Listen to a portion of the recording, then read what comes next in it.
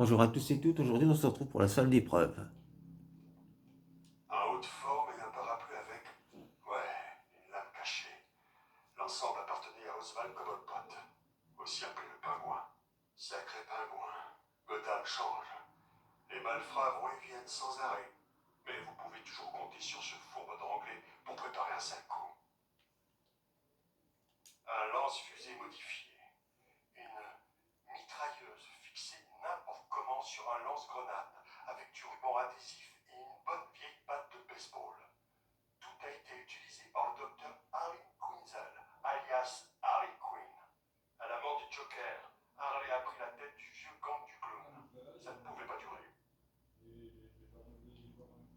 Un masque de cochon et un couteau bouché. Ils appartenaient à Laszlo Valentine, aussi appelé le professeur Pig, un petit nouveau. Il mutile ses victimes afin de les rendre parfaites. Je crois que je le suis assez comme ça, merci.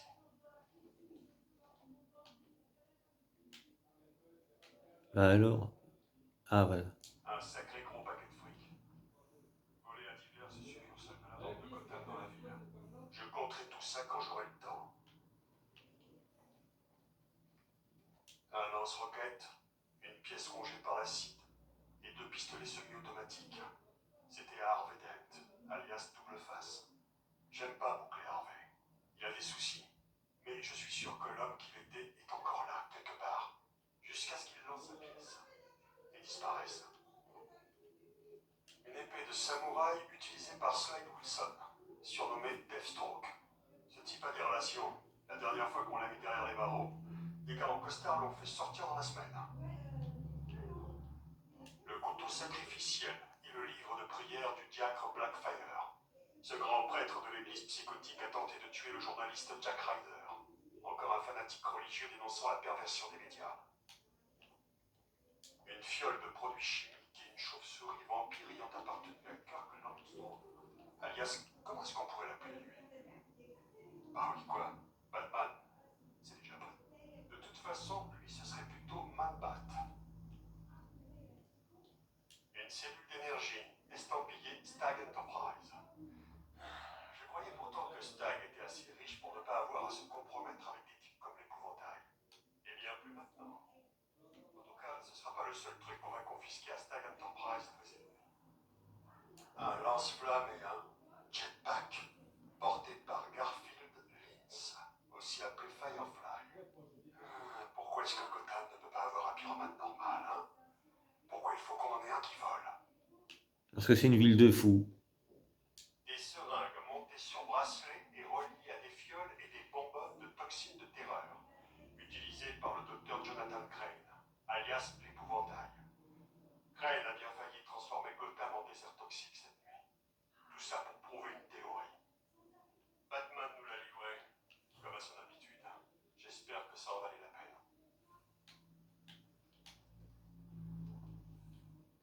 Un genre de robot géant fabriqué par une bande humaine, aussi connu sous le nom de l'homme mystère. Pauvre Eddie, ce type met au point une machine à tuer Batman et il réussit quand même à se faire botter le derrière. Je sais pas si ça en dit plus long sur Eddie ou sur Batman. Ça, c'est un équipement ultra sophistiqué utilisé par la milice du Chevalier d'Arkham. Je sais pas qui leur paye ces trucs, mais en tout cas, il doit être en plein aux as. Ce sont de sacrés jouets qu'ils ont là. Une visière tactique portée par le nouvel inconnu de Gotham, le Chevalier d'Arkham. Je crois que Batman en sait plus qu'il ne veut l'avouer sur ce type, mais je lui poserai la question une autre fois. Un ours en peluche et un bidon rempli de formules titan appartenant à Bane, aucun alias connu. On a dû libérer Bane suite aux événements d'Arkham City. Il était très perturbé de toute façon. Il souffrait d'un grave manque de titan. À mon avis, il s'est retiré quelque part le temps de se refaire. Et quand il reviendra, il ne sera pas content du tout. Une fiole remplie de formules titan, un dentier mécanique explosif, une paire de lunettes à rayon X, un pistolet en plastique chargé d'un drapeau et de 5 balles réelles. Tout a été utilisé par le Joker. Aucun alias connu. C'est un sacré de savoir que personne ne jouera plus avec. Un haute forme sur mesure porté par Jarvis Tetch, aussi appelé le Chapelier Fou. Un vrai malade mental. Il a voulu lobotomiser Batman à Arkham City. Au lieu de ça, il a été expédié au pays des merveilles. Ça m'a fait mal de le laisser filer. Ce type est trop malsain pour être libre. Une marionnette de ventriloque qui porte le doux nom de Scarface. C'est pas le modèle original, juste une copie du Joker. Je sais pas pourquoi, mais le clown semble avoir un faible pour ce genre d'horreur. Un pistolet givrant utilisé par Mr. Freeze, alias Victor Freeze. On a dû arrêter de jouer avec ce truc quand le commissaire nous a surpris à faire de la crème glacée. On n'a pas entendu parler de Freeze depuis qu'il a quitté Arkham City. Batman a peut-être enfin réussi à le raisonner. Des morceaux de corps ayant appartenu à Warren White, aussi connu sous le nom le Grand Requin Blanc. White s'est fait interner à Arkham en plein dans la folie. Pendant son séjour, ce n'est pas l'esprit qu'il a perdu. Ceci dit, son nouveau look lui va bien. Une grenade à gaz hilarant, un collet et une batte de baseball. Tout l'arsenal du docteur Harry Quinzel, alias Harley Quinn, pour son récent assaut sur le commissariat de Bloodhaven. D'après ce qu'on sait, l'épouvantail a envoyé Harley pour faire sortir Ivy de la prison de Bloodhaven. Un masque noir qui appartenait à Black Mask. De son vrai nom, Roman Sionis. Sionis s'est jamais vraiment remis de la nuit des meutes à Blackgate, quand le Joker s'est pointé. Roman était un gangster de la vieille école. Le Joker, je sais pas trop ce qu'il était, lui. Un sabre de cérémonie ayant appartenu à Talia Al Ghul. Mademoiselle Al Ghul était une terroriste recherchée qui travaillait avec son père, Raz. Mais c'est le Joker qui l'a eu le premier. D'après ce que je sais, Batman a fait bon usage de cette épée après sa mort. Une mitrailleuse ayant appartenu à Peyton Riley, alias le ventriloque. À moins que ce soit la marionnette qui l'utilisait. J'ai jamais vraiment compris qui contrôlait qui. Un masque et un blouson porté par Anarchy, alias Looney Machine. J'étais même pas encore flic quand le gamin s'en est pris à Gotham. Depuis, personne ne l'a revu. On ignore où il est détenu. Il faut dire que le gouvernement n'aime pas trop les anarchistes. Une arme à charge électrique utilisée par Batman, alias, on préfère pas savoir. Batman l'a laissé là avec le reste des éléments à charge d'Arkham City. Sympa d'avoir du matériel de Batman dans la salle d'épreuve. J'espère qu'il voudra pas la reprendre. Une paire de gants électriques portés par l'électrocuteur, alias Lester Bushinsky. Le Joker a recruté ce gars le soir de l'émeute à Blackgate. Et puis il l'a tué. Batman aurait emprunté ses gants quelque temps avant de nous les rendre. J'imagine qu'il préfère casser du malfrat à l'ancienne. Un fusil et deux canons sur bracelet, utilisés par Floyd Lawton, alias Deadshot. Encore un gars qu'on a dû laisser filer après la fermeture d'Arkham City. Heureusement, on a eu la bonne idée de lui confisquer ses jouets. Ouais, mais c'était pas le vrai Deadshot. Un collier électrique de l'asile d'Arkham. Il était porté par Killer Croc, Waylon Jones. On l'a retrouvé dans les égouts au-dessous d'Arkham City. Et c'est mauvais signe, parce que ce truc nous permettait de le garder sous contrôle.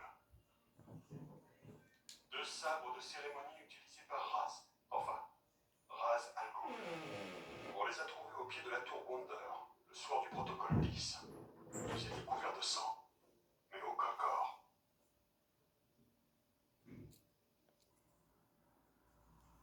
Des masques et un exemplaire de Batman au pays des merveilles.